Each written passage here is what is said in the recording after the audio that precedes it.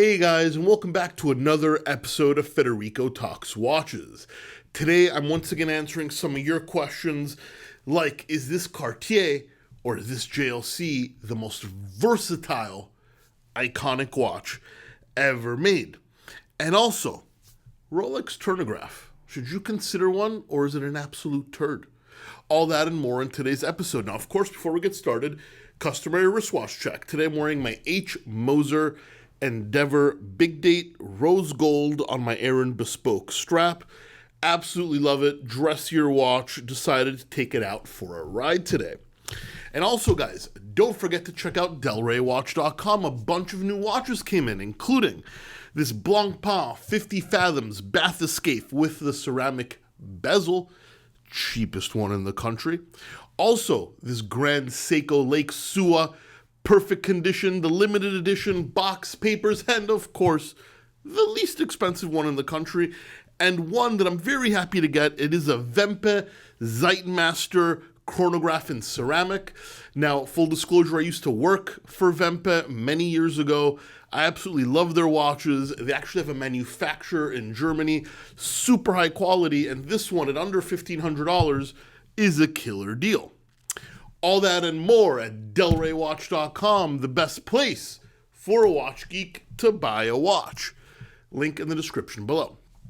Anyway, guys, you know the spiel. These are the questions you ask me on my Instagram account at Federico Talks Watches. A few times a month, the Q&A picture pops up. When you see that picture, feel free to ask your question. When I get enough questions, I take the picture down. Please do not DM me. I do not check them.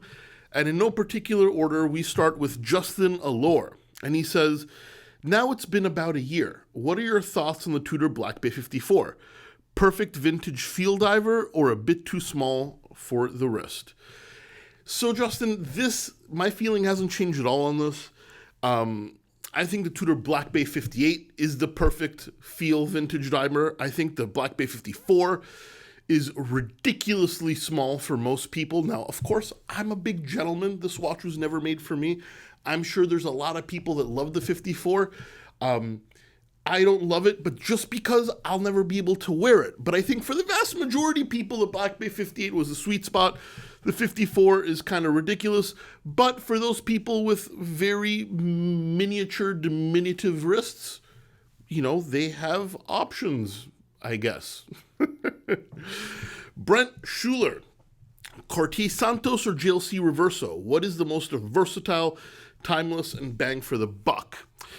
So this is a tough question, right? So I'm a big fan of both. I love the Reverso. I love the Santos. Also used to work for Cartier. I think the Reverso is overall a higher end watch. The movement has better finishing. It's a shaped movement, yada, yada, yada.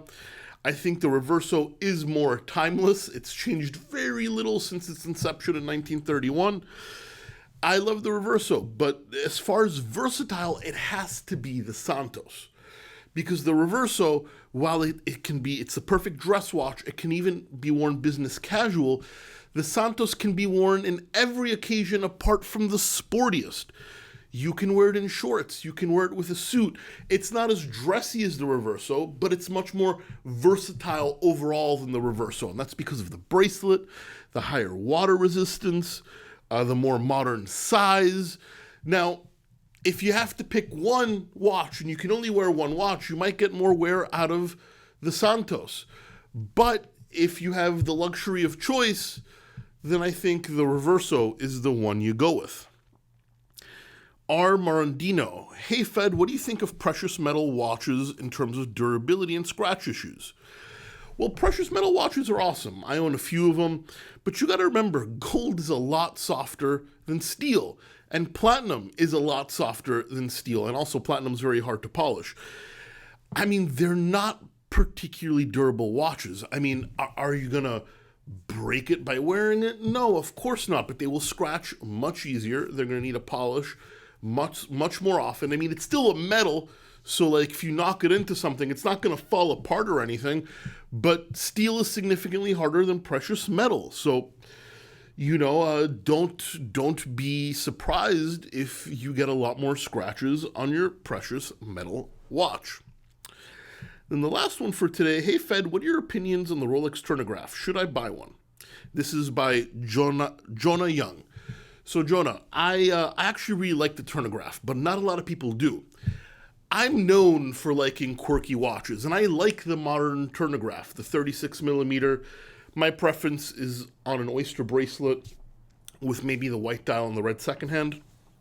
I think it's very, very cool, if not a little small for me, but once again, I'm a bigger gentleman.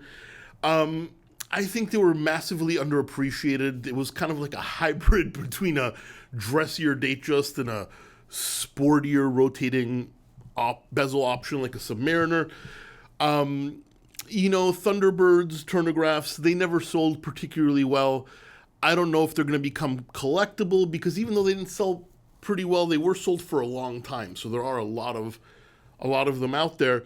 But I like the quirkiness. I like that it's a little different. It's a little bit of pizzazz on what is a standard, boring Datejust. And for me, that gets a thumbs up. Anyway, guys, that's it for me today. I know it's a shorter little episode, but I'm working on a few things. I will be back at the end of the week. Thank you so much. Please give this video a thumbs up if you enjoyed it. It really does help. Don't forget to subscribe so you don't miss any more content. And of course, I will catch you in the next one. Take care.